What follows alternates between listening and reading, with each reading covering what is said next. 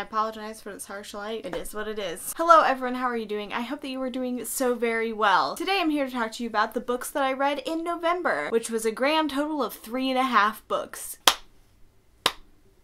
Yes, I did it. I just had a lot going on at work, and also it's okay just not to read as much. It's totally fine. I can't believe that 2017 is almost over, and I'm starting to plan some year-end videos, so if you have any ideas or anything that you want to see, let me know down below. And that's it, so let's just talk about the books. First up is American Drifter by Heather Graham and Chad Michael Murray. This was the fiction faction book of the month, and this book was okay. It was interesting, and it kind of held my attention, but it was pretty mediocre, and throughout the whole book I was like, I don't know what I'm gonna give it, and then the ending was really, really good. I don't know if it totally made up for the whole book, but the ending was really, really, really good and really interesting and intriguing, and it made me be like, wow, I actually like need to talk about this book with someone. And at that point nobody had finished the book for fiction faction, so I was like, Zoe, finish the book. I want to talk to you about the ending. Finish the book. But if you have read this and you want to talk to me about it, you can talk to me about it in the comments by doing spoiler, enter, and then leaving your spoiler. I know I said it's mediocre, and it is. The ending is just really, really good. Apparently, the audiobook is narrated by Chad Michael Murray. Also, I just have been talking about this book. Let me tell you what the plot is. It's about a guy named River who's just come out of the army, and he's having a lot of issues readjusting, so he goes to Brazil. There he meets a girl named Natal, and they start falling in love, but there are some people who don't want them to fall in love. So it becomes kind of a life or death chase with River just looking over his shoulder the whole time, and then he ends up having to kill someone, and it gets more deadly after that. There is a bit of insta-love in here, and also the girl's name is Natal, which is the word for Christmas in Portuguese, but so much of that is explained in the ending, and everything like makes more sense at the end. So it's really hard to talk about this book because it was pretty meh, but the ending just like took everything to the next level. And I can't talk about the ending because that's very spoilery, but if you want to know, ask me questions and I'll tell you. I gave this a 3 out of 5 stars. Next up is Anna Dressed in Blood by Kandari Blake. This is about a guy named Kaz, and he is a ghost hunter, which basically means he kills ghosts and sends them into their next life so they can stop killing people. That's his job, that's what he does. But then he meets a ghost named Anna, and while she kills somebody who's with him, she spares his life, and he doesn't know why, so he's trying to figure that out, but also trying to figure out how to kill her and figure out what her life story is so that he can do that. This is a very, very, very paranormal romance, and witchcraft that is done in this book to me, it's scary. So I was just like, I don't know how I feel about this. Especially at the beginning of the book, I was just like, I don't like it, I don't like it, I don't like it. But then towards the end it started getting better, and I really liked the relationship that formed between Anna and Kaz and their banter, and it was really an interesting take on a romance. So I ended up giving this a 3 out of 5 stars. I don't know that I'll read it again, and I'm probably gonna sell it, but I liked it alright. Then we get to the second book, Girl of Nightmares, because this one kind of leaves off not on a cliffhanger, but on like a you want to know more. So the second book starts off where the first book ends. I don't really even want to talk about the plot because it's very spoilery of what actually happens in this book, but I got into that. I got probably about a fourth of the way through, and all of the issues and like scariness that I was having from the first book, the parts that made me the most uncomfortable, were very, very, very present in Girl of Nightmares. I was just like, I can't do it. I can't. And as a Christian, I felt a little bit convicted. I was like, I don't think that I need to be reading this and bringing this into my life. So I stopped, and it's a DNF. I don't think I'm ever gonna finish it. Props to you guys who love this book. Beautiful cover, interesting concept. If you are not scared by it, great. I